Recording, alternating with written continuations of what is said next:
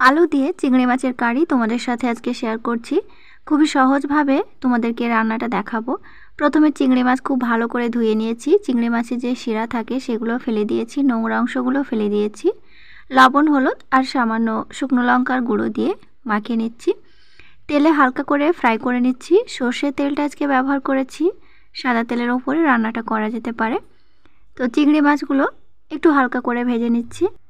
চিংড়ি মাছ কীভাবে পরিষ্কার করতে হবে এবং কাটার ভিডিও ছোট্ট করে তোমাদের সাথে আশা করছি নেক্সট ভিডিওতে শেয়ার করতে পারবো।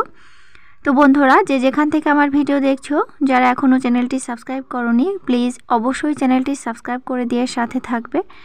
আর লাইক, শেয়ার, কমেন্ট করতে একদমই ভুলবে না। তো একটু লাল করে চিংড়ি মাছগুলো ভেজে নিলাম, তুলে নিচ্ছি। ওই তেলের ওপরেই আমি আলু নিয়েছি, আলু লাল করে ভেজে নিচ্ছি। আজকে চিংড়ি মাছ আলু দিয়ে কারি বানাবো, প্রথমেই বলেছি। তো আলুগুলো বেশ লাল করে ভেজে নিচ্ছি। খুব সুন্দর করে গোল্ডেন ব্রাউন করে আলুগুলো ভাজা হয়ে গেছে, তুলে নিচ্ছি। এই পর্যায়ে আলুগুলো বেশ অনেকটা কিন্তু সেদ্ধ হয়ে গেছে, তাই রান্না করার সময় খুব বেশি সেদ্ধ করা লাগবে না। এরপর সর্ষের তেলের ওপরে দিচ্ছি পেঁয়াজ কুচি। এই পর্যায়ে আমরা পেঁয়াজ কিন্তু বাটাও দিতে পারি, তবে আজকে আমি কুচি করেই দিচ্ছি। পেঁয়াজ একটু লাল হয়ে আসলে ওপর থেকে দেব একটি কুচি করা টমেটো। টমেটো আমি ঠিক পেঁয়াজের মতো করেই ছোট করে কেটে নিয়েছি। একটু নাড়াচাড়া করে দিয়ে দিচ্ছি সামান্য করে জল।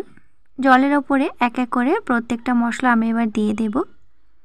মশলা হিসাবে কি কি থাকছে, যেমন রসুন বাটা, আদা বাটা, শুকনো লঙ্কার গুঁড়ো আর জিরা গুঁড়ো, ধনিয়া গুঁড়ো, গরম মশলা গুঁড়ো, সাথে তো স্বাদ মতো লবণ আর সামান্য হলুদ লাগবে।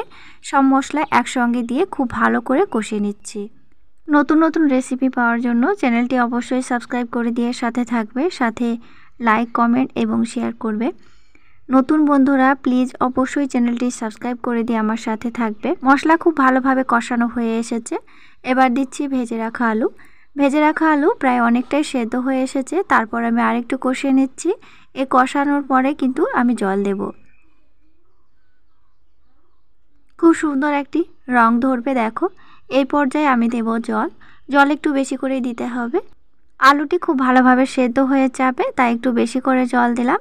গ্রেভিটি হবে গায়ে মাখা, খেতে গিয়ে কিন্তু ভীষণ ভালো লাগে। ঢাকনা দিয়ে অবশ্যই রাখতে হবে, তাহলে খুব ভালোভাবে সেদ্ধ হবে। ঠিক 5 মিনিট পর তোমাদেরকে দেখাচ্ছি, দেখো বেশ গা মাখা হয়ে গেছে। এই পর্যায়ে দিচ্ছি ভেজে রাখা চিংড়ি মাছ। ভেজে রাখা চিংড়ি মাছ দিয়ে 2 থেকে 3 মিনিট আবারও ঢাকনা দিয়ে রেখে দেব। নামানোর আগে লবণটা অবশ্যই চেক করে নিতে হবে, তবে আজকে সব মশলাই আমার মাপ করে দেওয়া হয়েছে, তাই আজকে লবণ লাগছে না। তো একেবারেই পরিবেশন করছি তোমাদের সামনে। কেমন হয়েছে অবশ্যই কমেন্ট করে জানাবে। আর ভিডিওটি ভালো লাগলে চ্যানেলটি সাবস্ক্রাইব করে দিয়ে অবশ্যই সাথে থাকবে, লাইক, কমেন্ট এবং শেয়ার করবে। তোমাদের সাথে দেখা হচ্ছে আবার পরের কোনো ভিডিওতে।